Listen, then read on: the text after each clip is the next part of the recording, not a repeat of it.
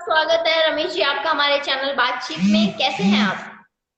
बिल्कुल first class हूँ ma'am. आप कैसे हैं बताएं। सब फैन फॉलोअर्स को मेरा जय हिंद। और मैं बिल्कुल ठीक हूँ। अभी लीव पे हूँ, छुट्टी पे हूँ।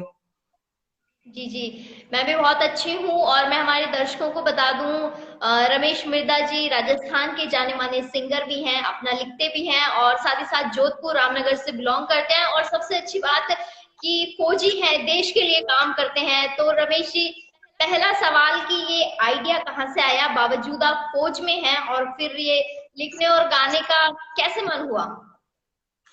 एक्चुअली मैम, मैं जब बचपन से ही मतलब मुझे गाने सुनने का बहुत शौक था। उस टाइम टेप रिकॉर्डर और इसका मतलब सीडी वगैरह इसका जमाना था। वैसे मतलब डीजे वगैरह या वैसे लाइव वगैरह सोशल मीडिया ऐसा कुछ था नहीं। तो जी जी। यहाँ पर मैं टेप रिकॉर्डर में गाने सुनता था और पढ़ाई करता था साथ ही साथ। तो जब की बात है, मैं 8वीं 9वीं क्लास में पढ़ता था। जी समथिंग 2006 के आसपास की बात। सॉरी 2000, मतलब 2000 कंप्लीटली 2000 की बात है। जी तो जी। फिर मैंने मतलब गाने सुनना शुरू किया तो अच्छे लगने लगे। और फिर जो पढ़ाई का दौर साथ साथ चल रहा था, और मुझे लाइव सुनने का बहुत शौक था। तो जैसे कोई भी स्टेज प्रोग्राम वगैरह होते थे तो वहां मैं जाता जी था। और साथ ही फिर कोई भी जागरण प्रोग्राम या इस टाइप का प्रोग्राम होता तो वहां मैं मतलब जाके पास में बैठ लेता था, क्योंकि वहां जब गाने का मौका तो मिलता नहीं था। तो एक्चुअली जी मैं जी। गाने की कोशिश करता था। पर धीरे धीरे मतलब सभी को लगने लगा कि ये लड़का गा सकता है। तो मैंने एक दो जी बार मतलब गाए। और मुझे लगा कि हाँ, मैं गा सकता हूँ। और साथ वाला ने भी बोला कि बहुत अच्छा गाता है, तुम गाओ।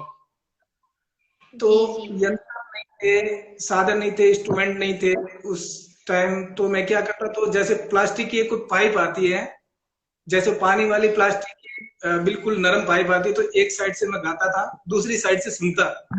जी जी। जी हाँ, तो मुझे मेरी ही आवाज मुझे बहुत ही इंटरेस्टेड लगने लगी। जी जी, उसके क्योंकि बाद में बच्चों के बच्चे अक्सर करते हैं ये चीज, मैंने भी देखी है ये चीज। Yes yes ma'am. जी तो मुझे बहुत इंटरेस्टेड लगने लगी मेरी खुद की आवाज। जी। तो जी जब खुद का कुछ खुद को ही अच्छा लगने लगता है तो रुकना नहीं चाहिए फिर।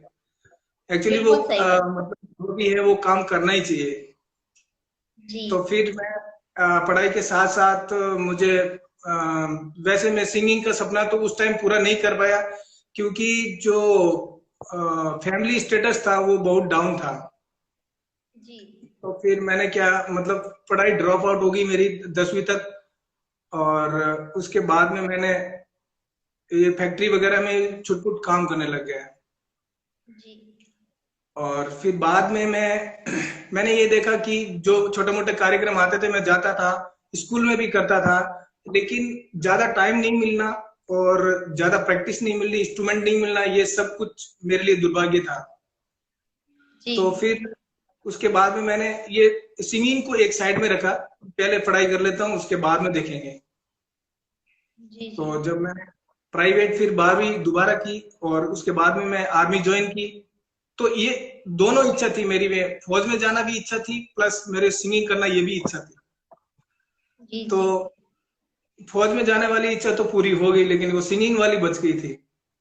जी तो फिर मैंने फिर कंप्लीटली मैं चला गया आर्मी में। उसके बाद में मैंने सोचा ये कि मुझे पहले मतलब जो मेरी इस बच्ची हुई स्टडी है उसको कंप्लीटली कर लेना चाहिए, क्योंकि जी जी। सिंगिंग का उस मतलब इतना जमाना नहीं था। जो था वो टेप रिकॉर्डर और लाइव ही था। जी फिर मैंने अपनी पढ़ाई पूरी की, 3 साल बीए की, फिर एमए की 2 साल। और अभी मेरी एमएड चल रही है। तो जी फिर जी। उसके बाद में 2007 सॉरी 2010-12 के कंप्लीट आसपास में मुझे ख्याल आया कि अभी जो डीजे का जमाना था वो भी जोरों पर था। और मतलब सॉन्ग आने लगे थे, राजस्थान की संस्कृति जो कल्चर है एकदम अप होने लगा था। मुझे भी वो अच्छा लग रहा था बड़ा, क्योंकि साइड में हरियाणा, पंजाब, गुजरात के गाने जो मतलब उस रुझान पे थे, उस पायदान पे थे जहां हम नहीं थे। बिल्कुल। तो मुझे अच्छा लगने लगा और मैं ये सोच रहा था कि मुझे भी अब कुछ करना चाहिए। जी जी। जब मैंने तो जाके फिर दोबारा से मतलब, जी, जी। हाँ जी मैम। जी, जी। तो रमेश जी अभी आप ड्यूटी पर रहते हैं तो उस टाइम कैसे मैनेज करते हैं? फिर सिंगिंग कब करते हैं आप? एक्चुअली क्या होता है कि ड्यूटी पे मैं मेरे वैसे टेक्निकल ड्यूटी है, लेकिन उसके दौरान जैसे ड्यूटी ऑफ होती है, उसके बाद में मैं अपना मतलब प्रोजेक्ट खुद करता हूँ, खुद।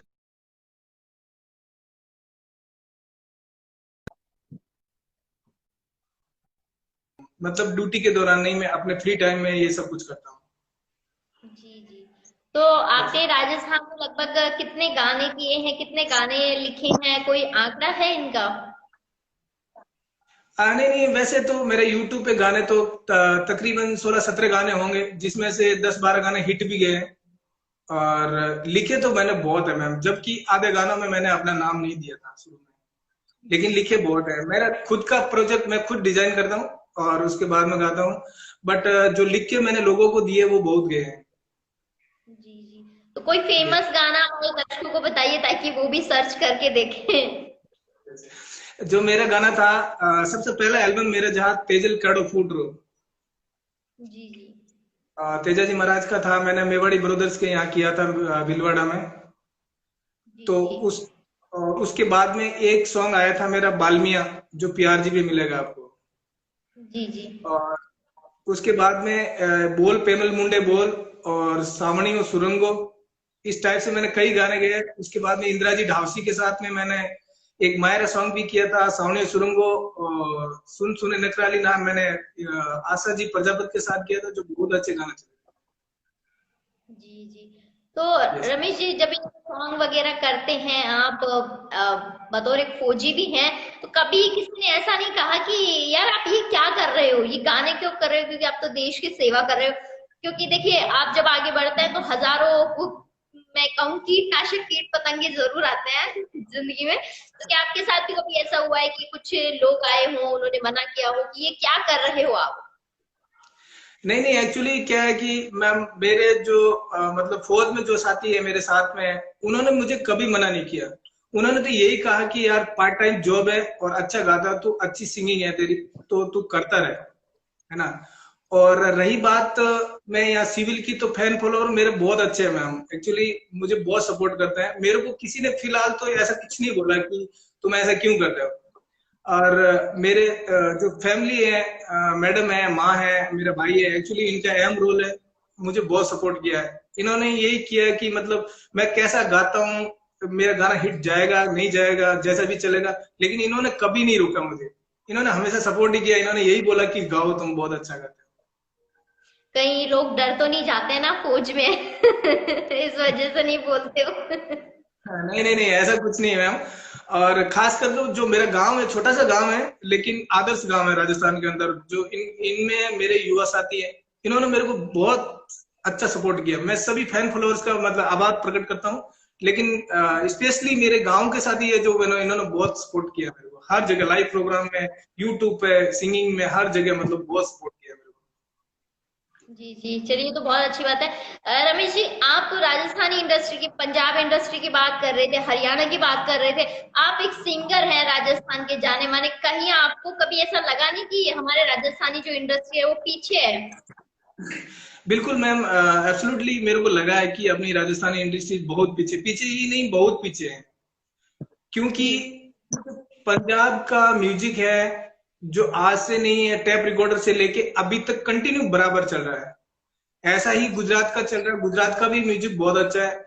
लेकिन अपने यहाँ कहीं ना कहीं मतलब ये चूक रही है, जो कि बराबर इनको सपोर्ट नहीं करना।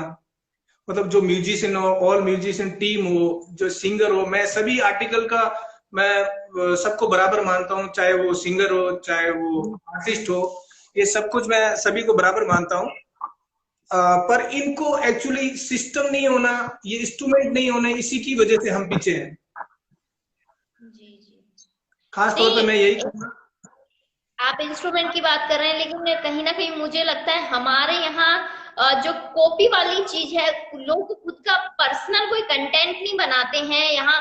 कॉपी वाली जो चीज है कि एक गाना इसने कर दिया तो वैसे ही 10 वर्जन आ गए।